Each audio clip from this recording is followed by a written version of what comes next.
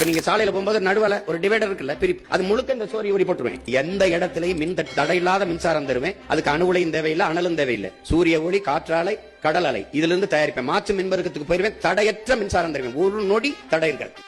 கேட்கறதுக்கு நல்லா இருக்குல்ல? வாய்ப்பில்லை ராஜா.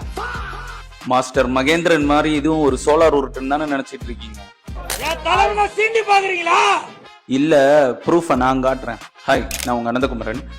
ஒரு நிகழ்ச்சியில வந்து திரு சீமான் அவர்கள் வந்து என்ன சொல்லியிருந்தாருன்னா, ரோடுக்கு நடுவில் இருக்க மீடியன்ல ஃபுல்லா சோலார் பேனல் நான் போட்டு அது மூலியமா கரண்ட் ஜென்ரேட் பண்ணுவேன்னு சொல்லியிருந்தாரு.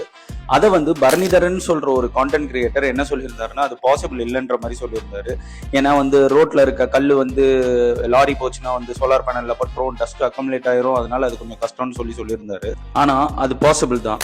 ஏன்னா தஜுன் டு சஜுன்னு சொல்லி சவுத் கொரியால ஒரு ரோடு 32 கிலோமீட்டர், 32 கிலோமீட்டருக்கு நடுவுல மீடியனுக்கு மேல வந்து சோலார் பேனல் போட்டிருக்காங்க. அதுல வந்து பைக்ஸ், அதான் அவங்க ஊர்ல சைக்கிள், அவங்க ஓட்டுறதுக்கான ஒரு ஸ்பேஸ் மாதிரி அதை ரெடி பண்ணி வச்சிருக்காங்க.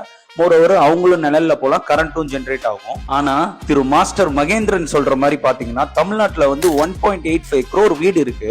2011 சென்சஸ் டேட்டா படி எல்லா வீட்டுக்கும் சோலார் பேனல் போடணும், இல்ல சோலார் கரண்ட் கொடுக்கணும்னா அது பாசிபிளே கிடையாது. ஏன்னா இந்தியாலே அந்த அளவுக்கு ப்ரொடக்ஷன் கிடையாது. திரு சீமான் அவர்கள் எவ்வளவு ஒரு இன்டெலெக்சுவல் சொல்லி இப்ப இருக்க யங்ஜன் கிட்ஸ்க்கும் பூமர் அங்கிள்ஸ்க்கும் தெரியாது. அவரை பத்தி தெரியாம அவரை நிறைய பேர் கலாச்சிட்டு இருக்கீங்க. சோ அதை பண்ணாதீங்க. இந்த மாதிரி ஃபேக்ட் செக் வீடியோஸ் நான் நிறைய பண்ணிட்டு இருக்கேன். வீடியோ நல்லா இருந்தாலும் இன்ஃபர்மேட்டிவா இருந்தாலும் மட்டும் ஃபாலோ பண்ணுங்க.